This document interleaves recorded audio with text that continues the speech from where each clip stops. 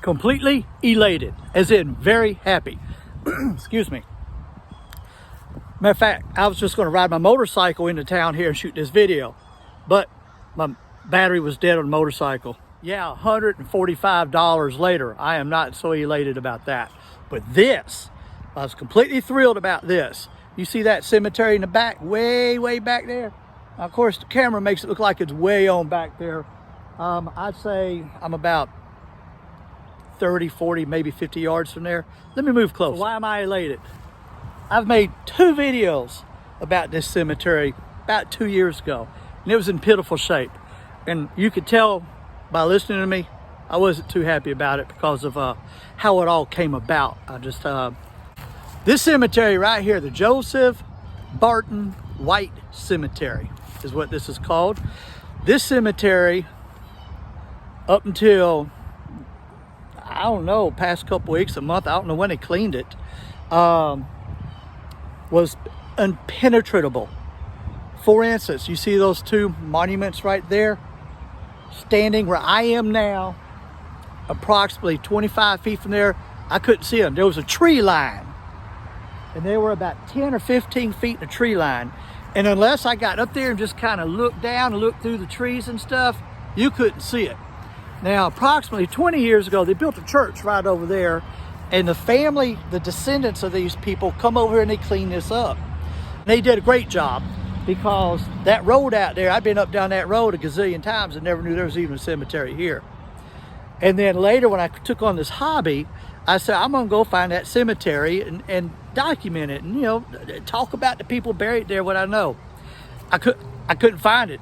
I mean, it was right here. It was covered in woods though. And it took a while for me to figure out where it was at. And it was so thick, as a matter of fact. You see that big tree right there? I actually had to go around that tree to get to those 2 big stones right there. That's a husband and wife, a doctor and his wife that died, I think, in the 1850s. I'll go over there in a minute and look. And their children. That's their children's stones. And that was the biggest monument here. Now you can see it had like the obelisk had an obelisk on top. As you can see, both of them are down. I'm gonna guess a tree did that. That's awful hard to push over. Those things are heavy. And such is when you deal with a cemetery that's abandoned and grows over like this.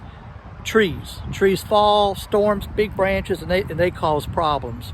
But I remember reading a survey of this area. Someone come, and a cemetery survey is where they will come, and someone will come and just write down all the names on the stones that they can find and document it for future reference. And it was notated, and at that time this was out in the country. It's not so much country now. It was notated that this was heavily vandalized 50 years ago.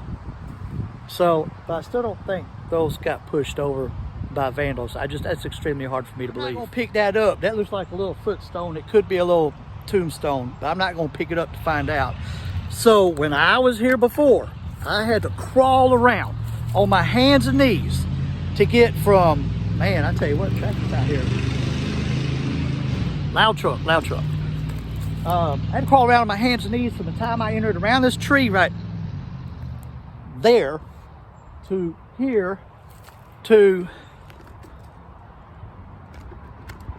that area over there, mainly on my hands and knees to get anywhere, because if I stood up, well, there was no standing up, and there's a lot of thorns and brambles in here. When I posted those videos on YouTube, a descendant of these people over here, the White family, contacted me, and he gave me more information. So that's when I made the second video.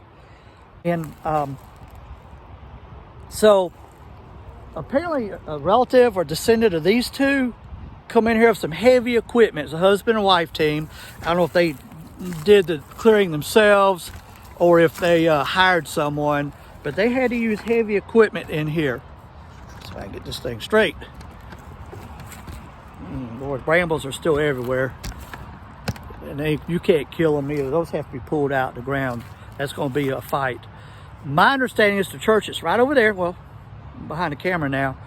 I hope I understood correctly. I might be wrong. It's going to start taking care of it from here on.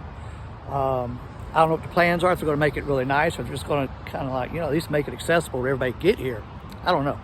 These right here, those are the briars and the stickers I was talking about. They will hurt you. And really, you can cut them off at the ground and they'll grow back. The only way, and there's a bunch of them out through there. The only way to take care of them is to actually dig them up, and that is a process. So probably the best way they're going to handle that is to get some clips and clean it all up, I guess.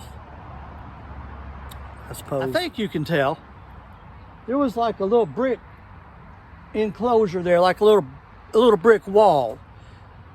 And I don't see any hint of cast iron, the cast iron fencing that some of these places, lots of stuff had. But just something to show you, because they weren't the only one that was like that. Pallet full of bricks. Pallet full of bricks. Oh, look, there's one right behind me too. All these were laying on the ground, so when they come and clean this place up, they did a magnificent job, because they actually took the time to get those bricks up and stack them. This one is the oldest one, 1813.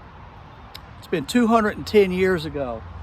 The stone is actually in pretty good shape to be that old. I'm assuming because of the canopy that the rain couldn't, wear it out and make it in terrible shape.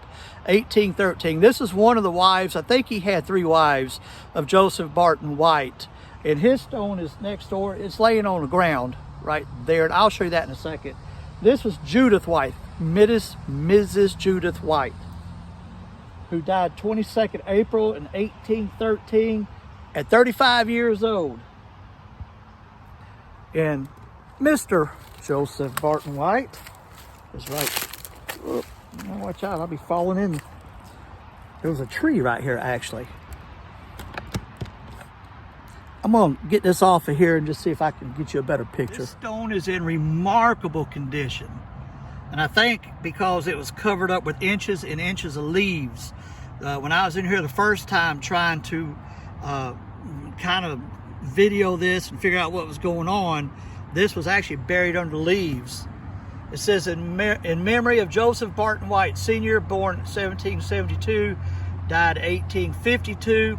Early he sought and found the Savior, whose service he loved and rejoiced in during a long term of years.